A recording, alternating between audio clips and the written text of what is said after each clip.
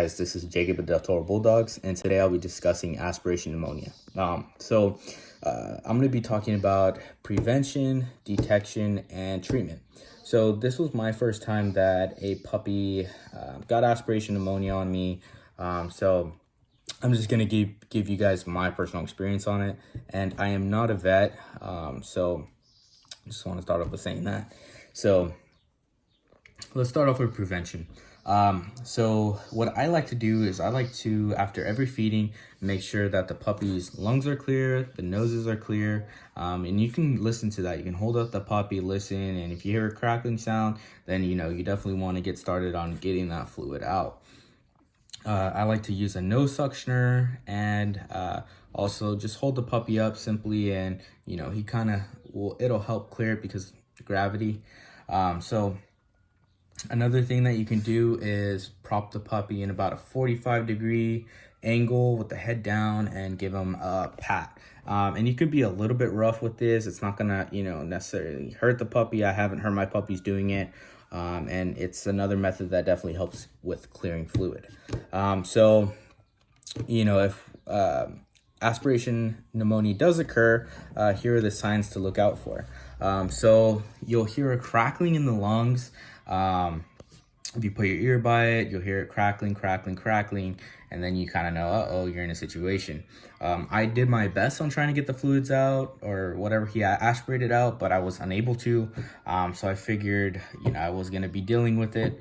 And quite literally the next day, he got weak. He didn't want to eat. He had a hard time breathing. His breathing was just very labored. And that's another sign, the breathing, and they're just uncomfortable, and even they'll be whiny. And also, by day 3, you're going to be, there would be like full on sick. So, just getting on it and catching the early signs, definitely helps your survival rate.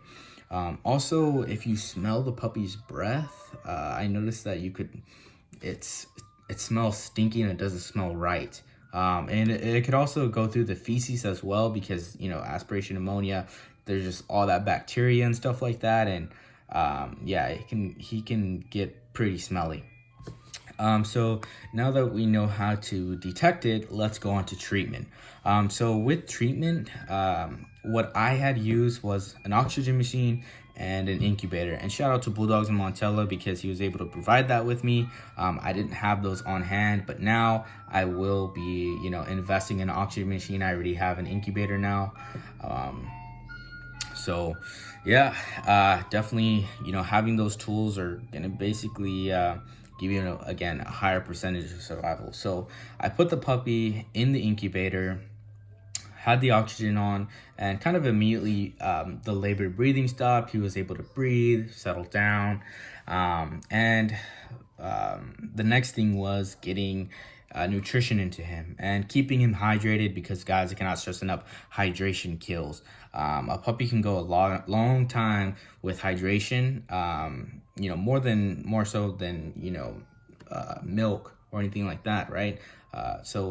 Also get your hands on some IV fluid. Ask your vet if they could provide any and stuff like that. And so I administered IV fluid on the back of the neck, make sure he had a good, nice hump, and pretty much every 2 hours, I would also give NutriCal in the mouth. That seemed to help a lot as well, just helping get that nutrition in. And I also, tube fed. I definitely recommend tube feeding in this situation, because again, you don't want to put them on mom and then they just re-aspirate again. You're going to want to tube feed. You're going to want to give some NutriCal. You're going to want to give IV fluids, and another thing is vitamins. You can purchase Pet Tinic on Amazon. Definitely recommend that. Give the recommended dosage on that. And I'm not going to say any dosages again. Guys, you guys are just going to have to read the bottles. And also give medication. I use Clavamox to help kill that bacteria and get rid of that pneumonia. So about day 4, I want to say I just kept up with it, and the puppy seemed to be getting weaker. So what we then did was just, stayed up with him, make sure he was just as comfortable as possible, you know, kind of preparing for the worst.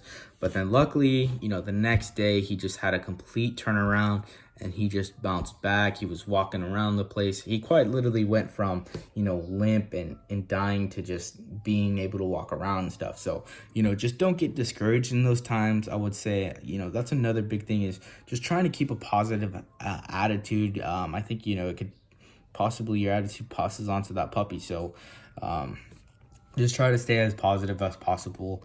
And, you know, luckily I was able to save my puppy. I know a lot of people that, you know, do this treatment and they're able to save their puppies.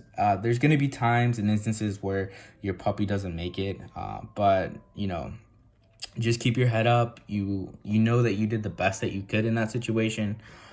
So again, guys, I hope you guys found this informative. I'm just going to do a quick rundown. So what we talked about is prevention, detection, and how to treat it.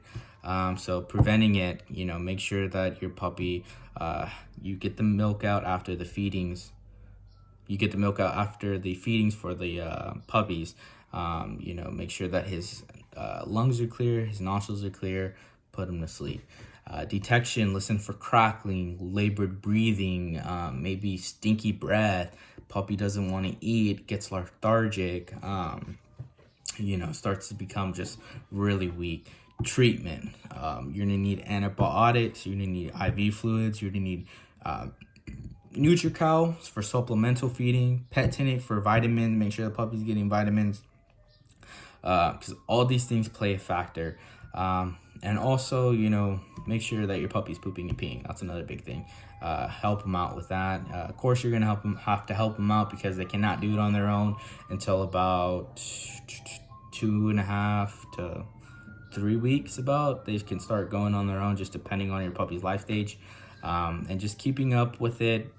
Do not get discouraged. Keep staying positive, and you know, hopefully your puppy makes a turnaround. Thank you.